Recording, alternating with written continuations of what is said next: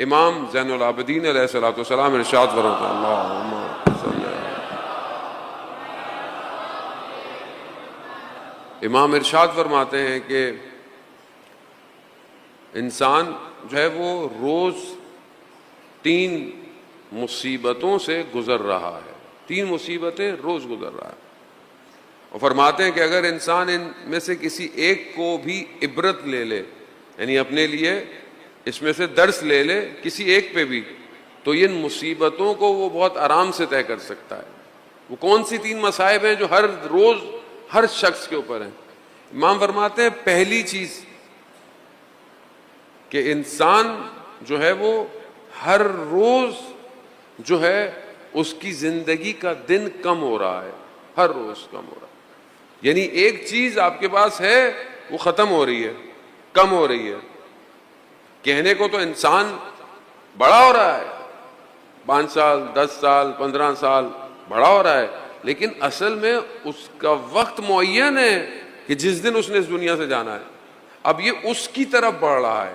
تو اگر آپ ادھر سے دیکھیں تو اس کی زندگی کم ہو رہی ہے، ہر چیز ہر روز ایک دن کھو رہا ہے۔ امام فرماتے ہیں جب تمہارے پاس مال ہو اور مال کم ہو جائے تو تم کتنے غمگین ہوتے ہو، کاش تم ہر روز اپنی زندگی کے بارے میں بھی اتنے ہی غمگین ہوتے، کیونکہ ایک چیز کم ہو رہی ہے تمہارے پاس سے اور وہ تمہاری عمر ہے، اور تم کم ہو رہے ہو، کہا مگر تم عبرت نہیں لے رہے اس سے۔ دوسری چیز امام فرماتے ہیں کہ ہر روز انسان جو ہے وہ رزق حاصل کر رہا ہے، رزق لے رہا ہے، اگر حلال لے رہا ہے یا پھر حرام لے رہا ہے۔ حلال ہے تو بھی حساب دینا ہے، اور حرام ہے تو عذاب لینا ہے۔ وہ یہ ایک ہے تو مل تو رہا ہے، لیکن ایک مصائب تو ہے انسان کی زندگی پہ۔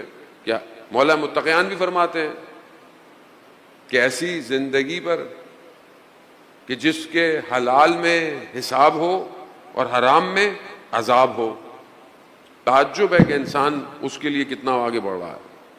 تیسری چیز امام فرماتے ہیں کہ شب روز سے یعنی دن سے رات نہیں ہوتی مگر انسان ایک قدم آخرت کی طرف بڑھ رہا ہے۔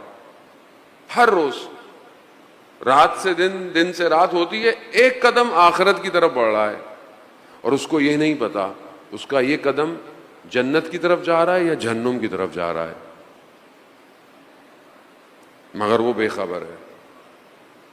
عزیزان محترم خوب اگر ہم اپنی زندگی کی طرف توجہ دیں، تھوڑی سی توجہ دیں، اپنی طرف توجہ دیں، متوجہ ہوں ہم کر کیا رہے ہیں اپنی زندگی میں، پرسنل لائف ہے، کیوں میرا دل، کیوں میرا باطن جو ہے وہ خدا کی طرف متوجہ نہیں ہے؟ کہ جب انسان نماز پڑھتا ہے تو بیسیکلی نماز پڑھتے وقت تو وہ خدا سے کلام کر رہا ہے نا، تو کیا کلام کرتے وقت وہ محسوس کرتا ہے کہ وہ خدا سے کلام کر رہا ہے؟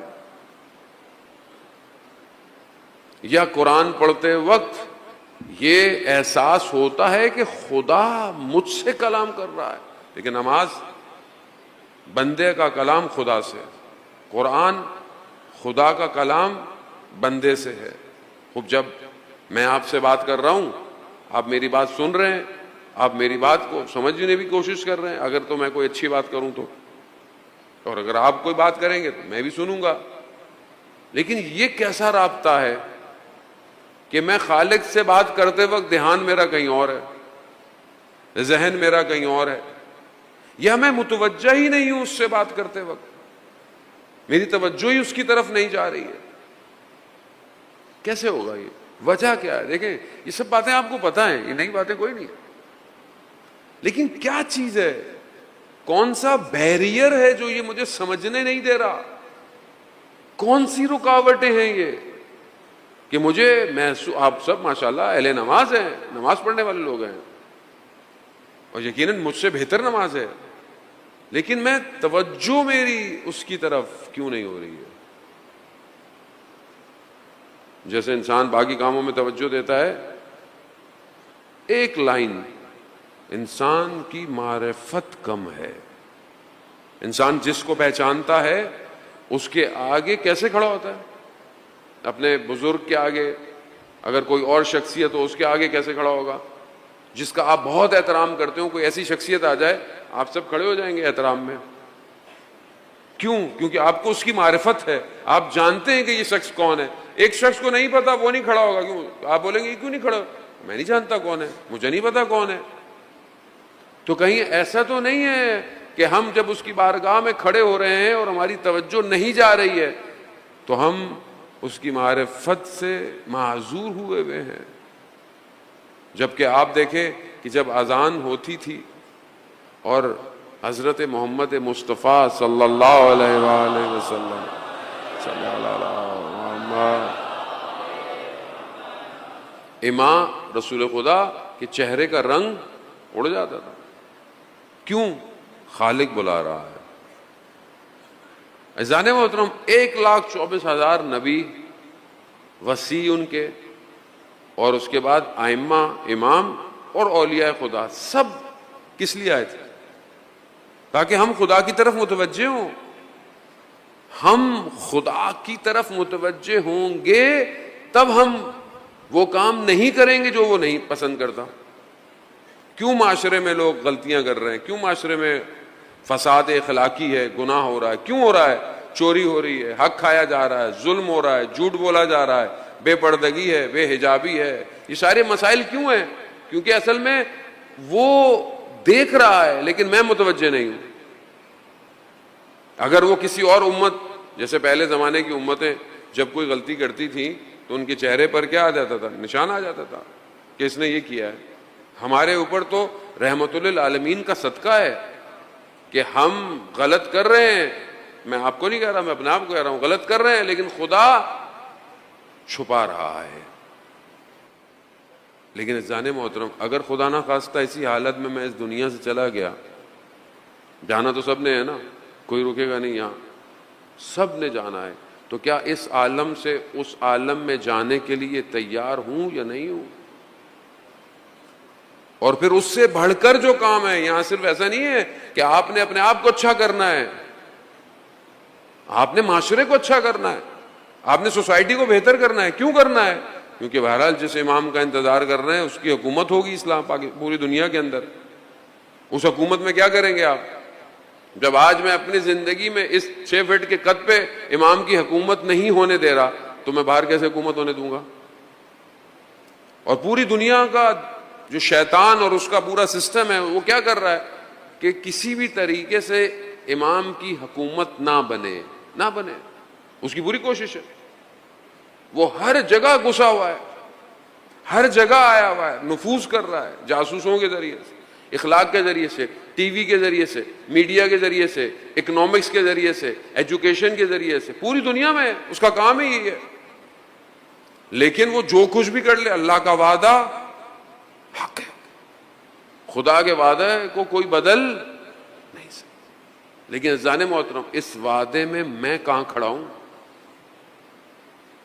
خدا تو قرآن میں کہہ رہا ہے اگر تم نے نہیں کیا تو میں دوسری امت بنا دوں گا، میں دوسری قوم پیدا کر لوں گا. خدا نے تو کہا ہے کہ تم نہیں کرو، مجھے تمہاری ضرورت نہیں ہے، تمہیں میری ضرورت ہے. یہ جو ہم اسلام پر ہیں اور ہم اسلام کی بات کرتے ہیں تو اسلام زندگی میں کہاں ہے؟ اسلام معاشرے میں کہاں ہے؟ کیوں آج مسلم معاشرہ سب سے زیادہ مشکلات کا شکار ہے؟ کیوں کرپشن ہے؟ کیوں سفارش ہے؟ کیوں جھوٹ ہے؟ یہ اسلامی معاشرہ ہے. کون بتائے گا آپ کو؟ کوئی بھی نہیں بتائے گا. کیوں امام حسین علیہ السلام کربلا آئے؟ عزیزان محترم، خوب یہی تو پیغام ہے پوری دنیا کو دینا، کیونکہ یہ ممبر حق کا ممبر ہے. یہاں سے اگر پیغام نہیں جائے گا تو بھول جائیں، دنیا میں کوئی یونیورسٹی نہیں ہے سوائے یونیورسٹی امام حسین کے کہ جو دنیا میں لوگوں کو سکھا سکے. امام حسین کیوں کربلا آئے تھے؟ کیونکہ امت غافل ہو گئی تھی. یزید جیسا شخص حاکم ہو جائے اور امت خاموش بیٹھی ہوئی ہو. آج پوری دنیا مسلمان 56 ممالک 57 ٹوٹل ہیں، اس میں سے میجورٹی خاموش ہے. اکیلا اسرائیل اس کا جو دل چاہتا ہے کرتا ہے، کبھی اس کو مارتا ہے، کبھی اس کو مارتا ہے، کبھی اس کو مارتا ہے، اور یہ بس گفتگویں کر رہے ہیں، سمجھانے کی کوششیں کر رہے ہیں. کیوں؟ کیونکہ ہر کسی کو اپنی دنیا پیاری ہے. یہ جو لوگ کوفہ میں بیٹھے رہ گئے نا، ان کو اپنی دنیا پیاری تھی، مگر جنہیں اللہ کا دین اور دین کی حاکمیت پیاری تھی، انہوں نے اپنے امام کے بلانے پر لبیک کہا. بدن کٹ گئے، سر کٹ گیا، مگر وہ اپنے آپ کو اس دنیا میں نہیں دھسا پائے. آج آپ کے سامنے دیکھیں، ہمارے پاس بھی یہی آپشن ہے. ہم بھی اس دور میں، ہمارے وقت کا امام زندہ ہے. اب وہ الگ جو اختلاف ہیں اپنی جگہ پر پیدا ہوں گے، امام آئیں گے، ارحال امام ایک ہی ہے، امام نے آنا ہے. اور ظاہر ہے کہ جب آپ کا یہ عقیدہ ہو کہ امام پیدا ہوں گے تو انسان تھوڑا سلو ہو جاتا ہے، تھوڑا سا سست ہو جاتا ہے. لیکن جس کو یہ پتا ہو کہ امام زندہ ہے، وہ تھوڑا فاسٹ ہو جاتا ہے، تھوڑا کام کرتا ہے. تو یہ فرق ہے. بہرحال عقائد فرق رکھتے ہیں. یہی وجہ ہے کہ انسان جو ہے وہ تھوڑا ایکٹیو ہوتا ہے. اب ہماری اپنی مرضی ہے، ہم چاہتے ہیں اپنے امام کا ساتھ دینا یا نہ دینا. ہم چاہتے ہیں کہ اپنے امام تک پہنچیں نہ پہنچیں. شروع کہاں سے؟ اپنی ذات سے، اپنے نفس سے. ہر شخص کی دنیا الگ ہے، ہر شخص کا اٹریکشن، اس کی شہوت الگ ہے، ہر شخص کی الگ ہے.